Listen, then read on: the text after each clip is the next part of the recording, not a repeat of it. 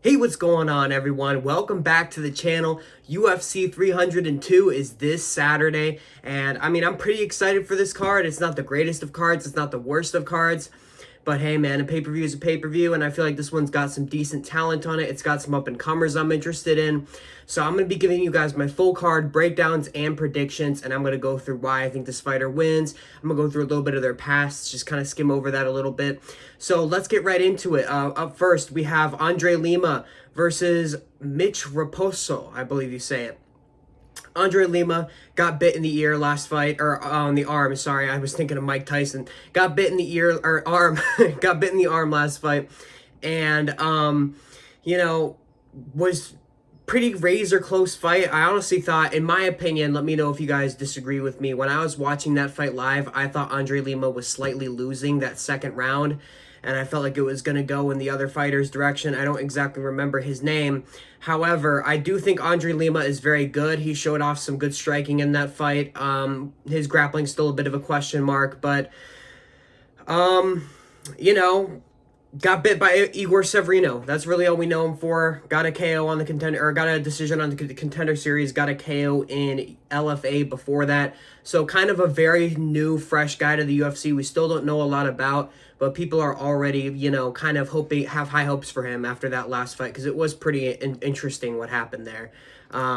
So we'll see what happens with Andre Lima. But as for his opponent, Mitch Raposo, I believe he's coming off of the Dana White's Contender Series. Let me double check real quick. No, he is not. He is coming off of Cage Titans. So yeah, this dude's an absolute bum that they just pulled out of the middle of nowhere. He's 9-1, so he has a decent record. But to be honest with you guys, I didn't do any research on this guy. I don't know what his, it looks like he's primarily, he's pretty well-rounded, to be honest, but I feel like he's primarily, like, just from the clips I'm seeing, he's primarily a striker. I've seen some, KO clips of him floating around, but other than that, I don't really know a whole ton about this guy. To be honest with you, I'm just going to go with Andre Lima. I feel like it's a safer bet. I feel like he's, more experienced in general. Came off the Contender Series. I trust that a little bit more than Cage Titans or whatever other promotion this guy came from. Moving up on the card, we have Aylin Perez versus Jocelyn Edwards. I didn't even want to give a prediction for this fight. I think it's going to be boring as fuck, but here we go anyways. Jocelyn Edwards is old as shit. Wrong Edwards. Someone else, there's another female that reminds me of Jocelyn Edwards, who is pretty old for WMMA. But Jocelyn Edwards, decent fighter. Last time she fought 8 months ago against Nora Cornell, however you say it, she didn't do that great, lost the decision. Not the worst look in the world. Considering WMMA is basically a coin flip every single time. But other than that, she had 3 wins, Putilova, Ramona, and Jeong Kim. All those are kind of bottom of the barrel fighters, so I'm not really, impressed by any of those. And then before that, lost to Jessica Rose Clark, who's a dead body and just an absolute bum in general as well.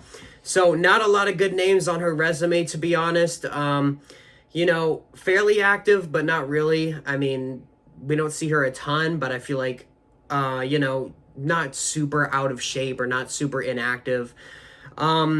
Has a slight reach on Aylin Perez, but I think the story of this fight is going to be Aylin Perez just out-grappling Jocelyn Edwards for 3 rounds. I think it's going to be boring. I think 90% of this fight is going to take place in the clinch position, and I just think Aylin Perez is just going to go to another stinky decision. She's a decision merchant. We all kind of know what's going on with Aylin Perez. She's just going to push you up against the cage, try to get her takedowns for 15 minutes, and if that doesn't work, then oh well, she loses the fight. Let's move up to Mickey Gall versus Basil Hafez. I actually think Basil Hafez is quite good. I liked his performance against Jack Della Maddalena. I see some people saying that he won that fight, which is completely ridiculous. I thought Jack Della Maddalena clearly won that fight, that those people are just counting grappling when they want to count grappling. But Jack Della Maddalena landed the cleaner shots, he landed the better damage, etc., etc. 32 years of age, they both are. Got, a slight reach disadvantage, but I like Basil Hafez in this fight for the reason being, his wrestling. I think he's going to easily out-wrestle Mickey Gall. Mickey Gall doesn't have bad wrestling, but I just think Basil Hafez, he's stronger, he's better. I think he's going to ragdoll Mickey Gall. And I honestly see, like, a ground and pound TKO in the first round for Basil Hafez. Mickey Gall, I mean, he's 7-5. He's just one of these bottom of the barrel guys they give to, these new guys that they want to build up. So I don't really expect, Mickey Gall to be able to put up much resistance in this fight. I think it's going to be one of the easier fights in Basel Hafez's career. And I honestly could see him KOing him on the feet as well, just because of the threat of the takedown being there. And he has good power as well. So I'm going Basel Hafez via first round TKO via ground and pound. Let's move up on the card once again to Phil Rowe versus Jake Matthews. I kind of flip-flopped back and forth on this fight. I'm not a big fan of Phil Rowe's fighting style. I usually pick against him. I picked against him against Nico Price, and that was a mistake. I also picked against him in Neil Magny, which I got right. But Jake Matthews, 29 years old, the younger guy, the fresher guy, has a big reach disadvantage, though, so that is quite worrying if you're picking Jake Matthews, that is quite worrying in this fight, the large reach discrepancy here. But Jake Matthews, coming off the loss to Michael Morales, beat Darius Flowers. I actually picked Darius Flowers in that fight, if I remember correctly, and lost to Matthew Semmelsberger. So, lost to Matthew Semmelsberger doesn't look that good, but I do feel like he's improving, and I do think he'll be able to win this fight, fairly easily. He's pretty well-rounded. I think he's going to be able to, get this guy to the ground. I think he's going to be able to strike with him on the feet. I really don't see how Phil Rowe wins this fight other than just keeping his distance and, just kind of throwing those pit-pat teeps to the body, really, really light jabs. I just think Phil Rowe's going to get outworked, get out-muscled, and I think he's going to get, just brought to a stinky 30-27 decision. I don't think it'll be a completely boring fight, but I do think it may be pretty boring. I do think Phil Rowe may crack him here at some point with that long reach, kind of leaning back. But overall, I have to go with Jake Matthews. I cannot pick Phil Rowe in this fight with, good conscience. Let's move up on the card to Grant Dawson versus Joe Selecki. Man, Grant Dawson looked terrible in his last fight. Got KO'd in the first round by Bobby Green. I can't believe those words are coming out of my mouth. But let's see. We got his loss against Bobby Green before he beat Damir Ismagulov, who actually picked against him in that fight. I think Damir was a good fighter. I don't know what happened to him, actually, but I think Damir Ismagulov was a very good fighter at that time, and I do believe that, Grant Dawson really showed off that you have to, really to pay attention to his wrestling if you're going to be fighting him. His wrestling is going to be a big problem for anybody, except Bobby Green, of course. And Joe Selecki, just kind of another, bottom of the barrel. I don't want to call him bottom of the barrel, but just not great fighters that, in the lightweight division that he's going to try to build, or Dana White's going to try to build Grant Dawson off of because they like Grant Dawson. I'm going to go Grant Dawson. I feel like this one's a no-brainer. I think Grant Dawson's just going to wrestle his way to a decision. Maybe he gets a submission, but I doubt it. Joe Selecki isn't terrible on the ground, but I do think that Grant Dawson, similar to the Jake Matthews and the Basel Hafez fight, I think he's just going to be able to outmuscle him, outwork him, put a pace on him, and I think he's going to get him down, and I think he's just going to hold him there for 3 rounds. It's not going to be super entertaining. But yeah, I think Grant Dawson's going to get himself back on the winning track this weekend with a decision win over Joe Selecki. Let's move up on the card. Once again, Jailton Almeida versus Alexander Romanov. Why is Alexander Romanov still in the UFC? Listen, I know I'm not in the best shape, but you give me 2 months, I'll look in better shape than Romanov. Guaranteed. All right? This dude does not belong in the UFC.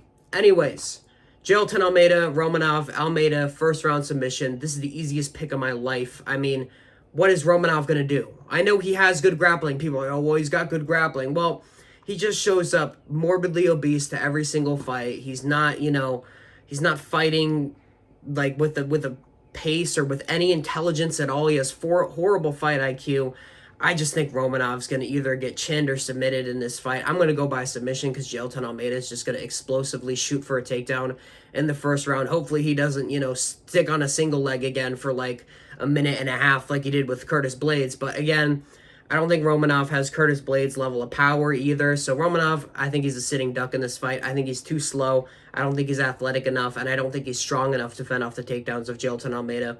So I'm going Jailton Almeida via first round submission.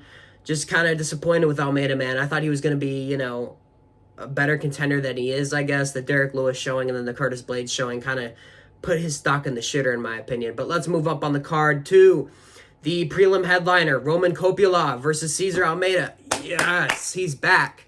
I am a huge Roman Kopylov fan. He's super exciting to watch every single time. I cannot wait to see this fight.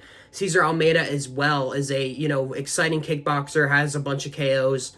I think this is going to be an explosive fight. I think it's going to end in the first round, and I don't think, I think we may see a flatline KO here, just a ridiculous KO.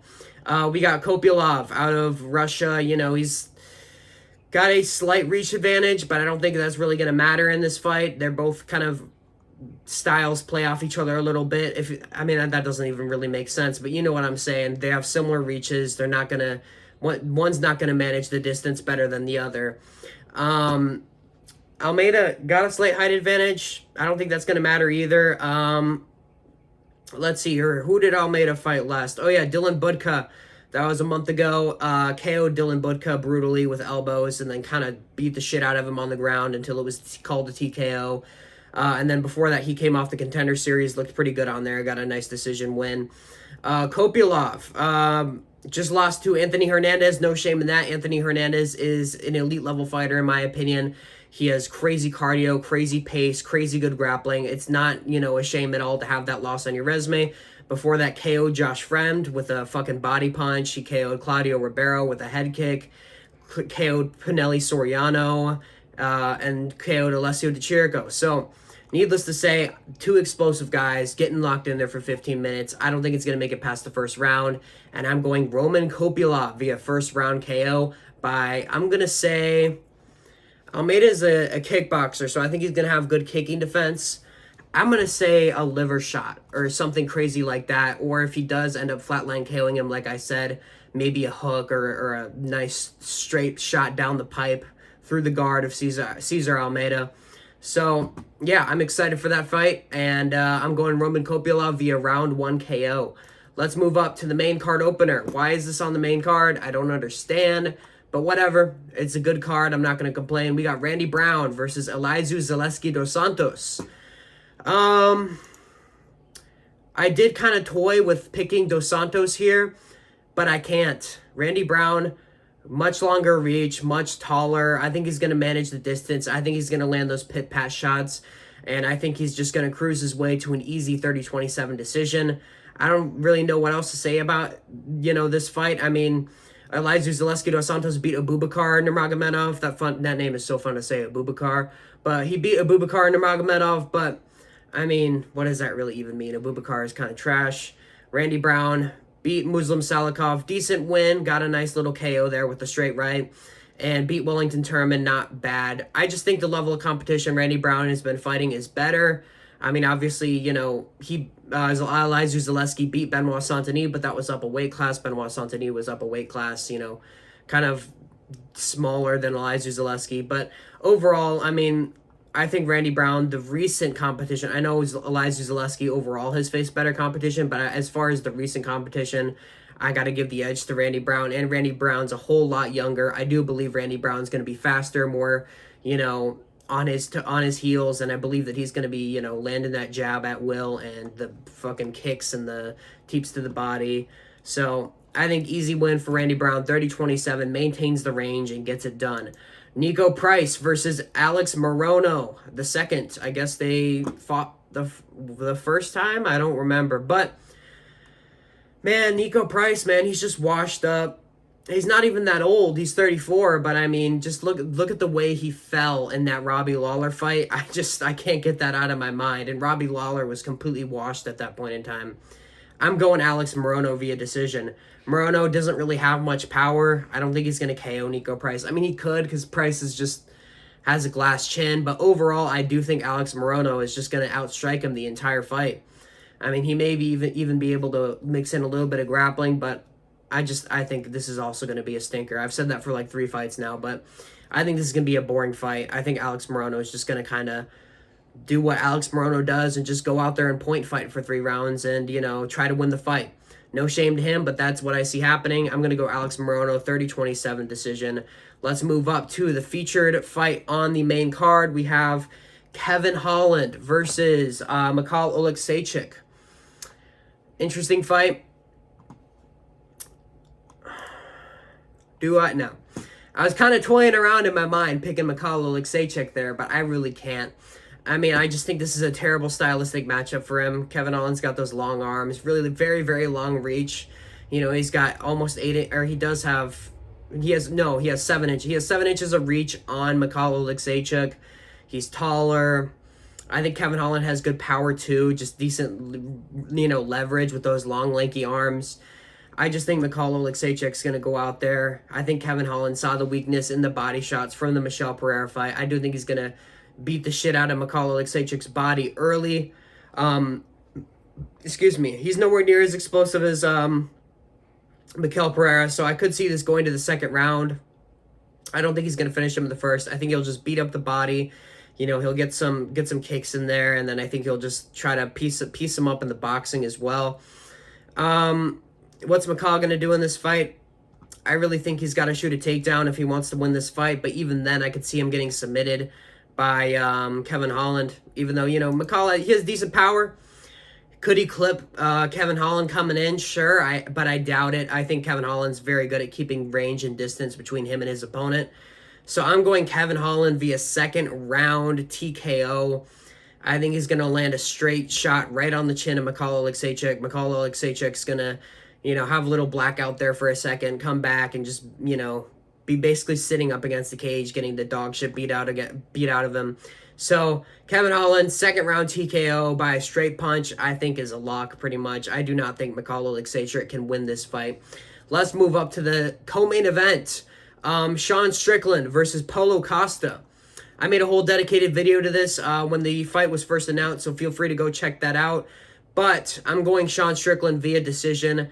I just think Costa's slow. I think he looks kind of like stuck in the mud. He's kind of, he looked decent against Robert Whittaker, but what's Costa going to do? KO him? Strickland has a great chin. He's got great defense. I doubt he'll even get touched in this fight. And I just don't think Costa's fast enough to really clip Strickland. Not that Strickland is super fast either, but I do think he's the faster fighter. And I do think he's going to put that pace on and just get that 5-round decision like he always does. Just heat up throughout the fight. I could even see a late round TKO for Sean Strickland here. But I feel like this is also, there's a lot of no-brainers on this card, man. I feel like this is a no-brainer. I think that, Sean Strickland, coming into his prime, or is already in his prime, I think he's an elite level fighter, and I do think that he's going to just beat the dog. She's going to bust up the nose of Paulo Costa. He's just going to give him a black eye, probably. Just beat the shit out of his face and body for 5 rounds, and may even be able to mix in a takedown. Who knows? But not much else to say about that fight. Strickland, 50-45 decision is a lock. Let's move up to Islam Makhachev versus Dustin Poirier. I'm picking Dustin Poirier. No, I'm kidding. No way in hell Dustin Poirier wins this fight. He's getting submitted in the first round. I guarantee it. That seems to be Dustin Poirier's fate. Got rear naked choked by Charles Oliveira. Got rear naked choked by Khabib Nurmagomedov. Got rear naked choked by someone else. But we've seen this story before. I don't know why we need to see it again. I'm going to watch just in case something crazy happens. But I could even see Islam KOing him. Granted, I think he's probably going to be smart, take it to the ground, and I think he's going to look for a submission, and I think he's going to get it in the first round. Probably a rear naked choke, as that's, Poirier's #1 weakness in the entire sport. Him and Gaethje just cannot defend rear naked chokes, give up their backs when they're trying to get up. I think he's going to play right into Islam Makhachev's hand here. I think he's going to give up his back. I think he's going to get a tight rear naked choke sunk in. Islam Makhachev, he's a hell of a guy to try to get in the cage with and figure out his style and try to dissect him and figure out where his holes are. He's so well-rounded. He's got amazing kicks, amazing striking, just like boxing-wise. And I also think he's got amazing jiu-jitsu, and obviously the wrestling is his biggest accolade. But, man, I just think Poirier's going to be in there for hell, I just don't see this going well. I think it's going to be a little bit sad after the fight. I think it's going to be crazy to watch how Islam dismantles him, but I think it is going to be a little sad realizing this was Dustin Poirier's final and only chance in this fight. But you never know. Sometimes when fighters, their backs are against the wall, they know this is their all or nothing moment. There's nothing else that can get them back to this position. He could go out there and pull off an incredible upset and KO Islam Makhachev. I doubt it though. I've seen a lot of rumors about Islam Makhachev having staph too. There is no evidence to support that. I don't believe it. There's, oh, he's wearing a knee guard, so he must have staph. He's covering something up. Shut the fuck up. Not everyone Dustin Poirier fights has staph. Islam doesn't have staph. Yeah, I think Islam Makhachev first round rear naked choke is an easy lock. I even think he'll outstrike Dustin Poirier on the fight. But yeah, that'll be it. So thank you guys so much for checking out this video. If you guys did enjoy today's video, I would really appreciate if you dropped a like and subscribe to the channel, as it does help me out massive amounts. You don't even know. And thank you all so much for watching. I'll see you in the next one. Peace.